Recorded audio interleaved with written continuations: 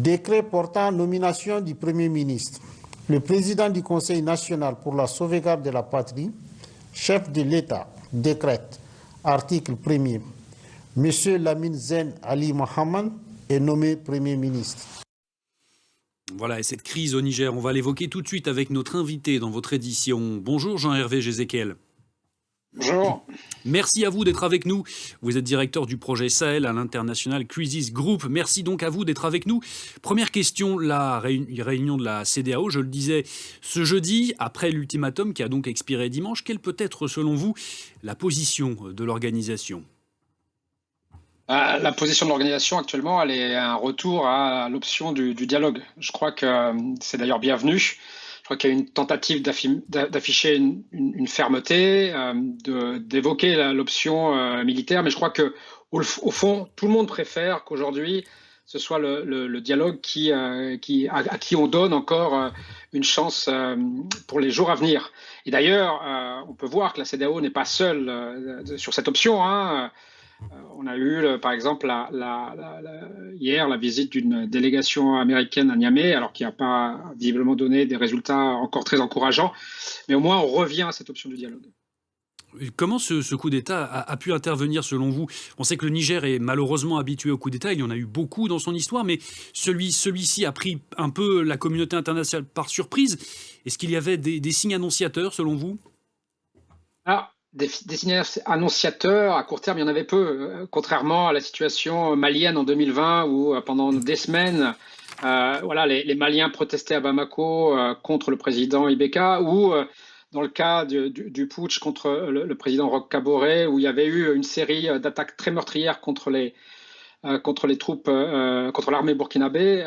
C'est pas le cas au Niger. Il n'y avait pas ces éléments-là, pas de mobilisation contre le président Bazoum, pas de grande offensive ou d'attaque meurtrière, particulièrement meurtrière, ou pas récente en tout cas, contre les forces de sécurité nigériennes.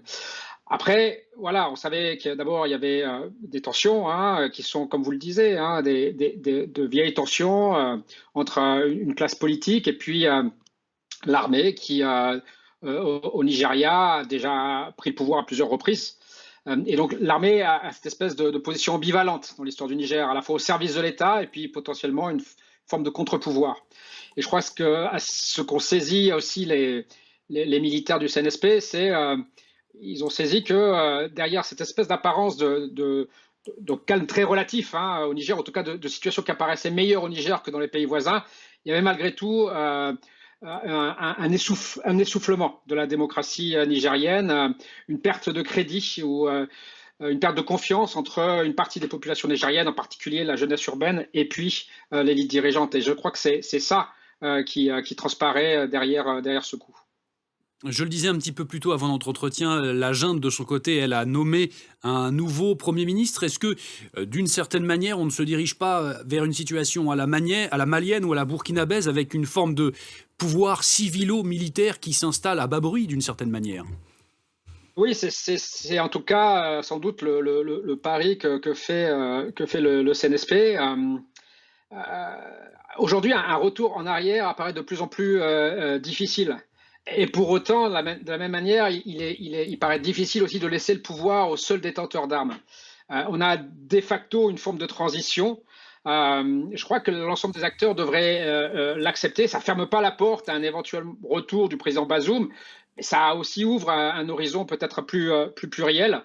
Il faut aujourd'hui sans doute essayer, si on veut donner une véritable chance au dialogue, il faut essayer de sortir des antagonismes actuels, de la polarisation actuelle. On s'est trop focalisé ces derniers jours sans doute sur l'opposition entre option d'une intervention armée ou dialogue. En réalité, le débat n'est pas là. Le débat, il est plutôt sur quel compromis les deux camps sont prêts à faire pour essayer de composer ensemble une transition qui servira les intérêts du Niger. Et à cette discussion sur les compromis, ce sont les différentes composantes de la société nigérienne qui doivent s'exprimer les premières. Est-ce que d'une manière plus régionale cette fois, je le disais, il y a des juntes au pouvoir au Burkina Faso et au Mali. Est-ce que d'une certaine manière, et ce n'est pas finalement ce que craint la CEDEAO, on risque de voir apparaître une forme de cartel, une forme d'entente des juntes alignées sur des intérêts similaires entre le Burkina Faso, le Mali et donc le Niger ? Alors, oui, c'est-à-dire que sur le papier, c'est ça qui se dessine et on le voit aussi avec les visites réciproques hein, Hmm. que les hauts dirigeants de ces trois pays ont effectuées ces derniers jours. Il y a aussi le cas de la Guinée qui est un peu à part, hein, qui désapprouve les sanctions, qui également désapprouve absolument l'option militaire, mais qui n'a pas joint la même idée voilà, d'une réponse commune en cas d'offensive de la CEDEAO. Donc oui, ça se dessine et ça préoccupe sans doute la CEDEAO et notamment les régimes civils de la CEDEAO et ça explique en partie hein, cette position de fermeté. Est-ce que, d'une certaine manière, on ne pourrait pas voir également, et c'est peut-être la crainte des pays plutôt voisins mais côtiers, j'allais dire, qui, eux, craignent une forme de contagion. On peut penser notamment au Bénin, notamment. Est-ce que ça pourrait être une solution malheureuse et envisageable, selon vous, à long terme? Je ne suis pas sûr d'avoir compris la question sur la contagion. Est-ce que c'est une contagion de l'insécurité Oui, notamment? d'une forme de régime militaire, autoritaire.